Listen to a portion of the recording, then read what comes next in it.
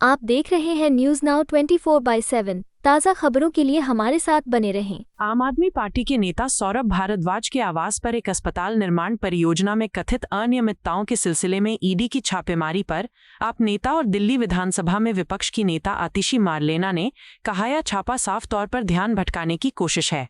कल से पूरा देश प्रधानमंत्री नरेंद्र मोदी जी की डिग्री पर चर्चा कर रहा था।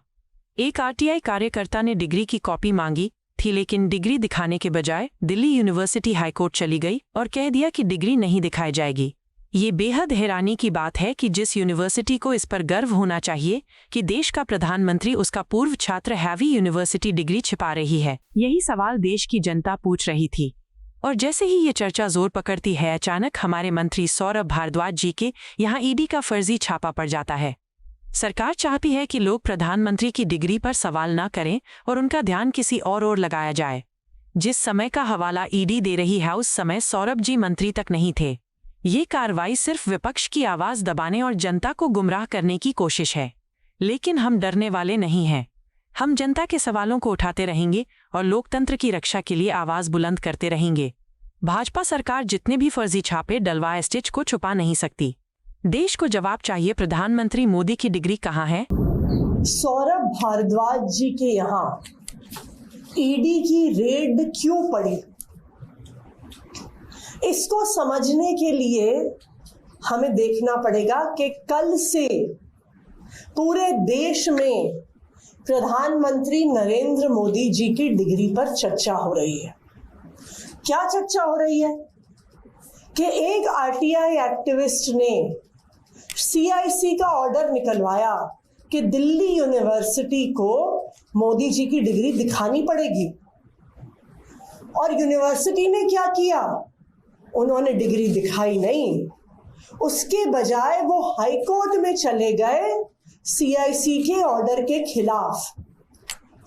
तो पूरा देश ये जानना चाहता है कि ये कैसी यूनिवर्सिटी है जिसको इस बात पर गर्व नहीं है कि देश के प्रधानमंत्री, और भारतीय जनता पार्टी तो कहती है कि दुनिया के सबसे बड़े नेता, दुनिया के सबसे यशस्वी प्रधानमंत्री, तो ऐसा कैसे है कि उनकी यूनिवर्सिटी को इस बात पर गर्व नहीं है कि मोदी जी दिल्ली यूनिवर्सिटी से पढ़े हैं?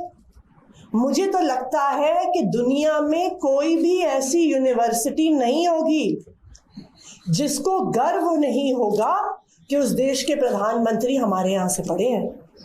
आप प्रधानमंत्री छोड़िए, रेखा गुप्ता जी जो दिल्ली की मुख्यमंत्री हैं, जब वो मुख्यमंत्री बनी तो दिल्ली यूनिवर्सिटी ने उनको बुलाया, उनको सम्मानित किया, क्योंकि उनको गर्व था कि हमारी एक छात्रा दिल्ली की मुख्यमंत्री बनी।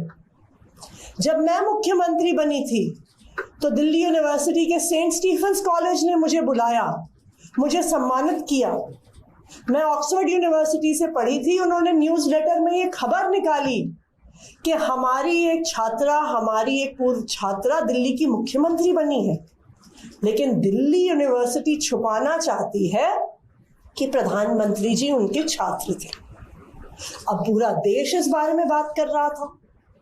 तो इससे ध्यान भटकाने के लिए सौरभ भारद्वाज जी के घर पर फर्जी ईडी की रेड की गई है। ये रेड 100% फर्जी क्यों है? क्योंकि जिस समय का ये मामला है, जब अस्पतालों के निर्माण का ये फैसला हुआ, तब सौरभ भारद्वाज जी मंत्री ही नहीं थे, वो उसके 2 साल बाद मंत्री बने। अब आप ही बताइए, ये तो बिल्कुल हास्यास्पद बात है कि आप मंत्री नहीं थे, आपके मंत्री के कार्यकाल शुरू होने से 2-3 साल पहले के फैसले पर आप पर रेड की जा रही है।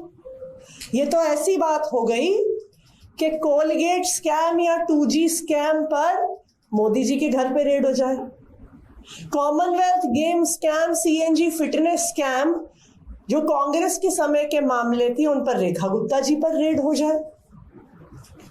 तो इसलिए ये बिल्कुल साफ है कि ये रेड बिल्कुल फर्जी है। मोदी जी की डिग्री के मामले से ध्यान भटकाने का तरीका है। आम आदमी पार्टी को डराने धमकाने का तरीका है।